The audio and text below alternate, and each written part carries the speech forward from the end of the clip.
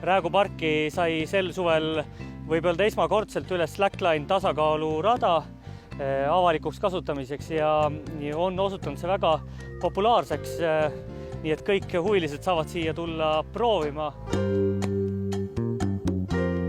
Nad on tõesti väga kasulikud ja järjest nii kerkib igale poole.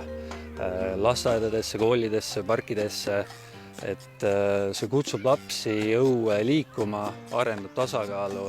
Miks mitte võiks igal pool parkides neid olla? Minu meelest see on väga tore nagu addition siia mänguväljakule, sest ma arvan, et lapsed hakkavad siia palju tulema, kuigi nad vist ei näe seda siin. Aga see on hea tasakaalu nagu harjutada ja üldse nagu hüpata, kui batuut ei ole.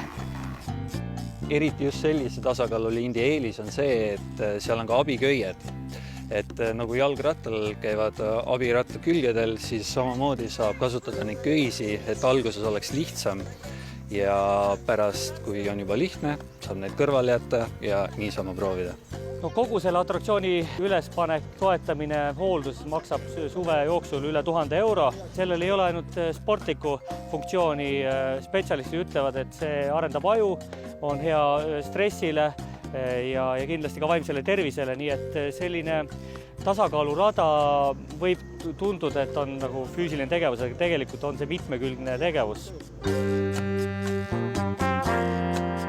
Need lindid on hästi lihtsasti paigaldatavad ja mõnus igale poole. Ma ise panen oma maakodusse jaanipäeval, panen kindlasti üles ühe. Ma arvan, et sellega võib ära harjuda, aga see võtab kaua aega.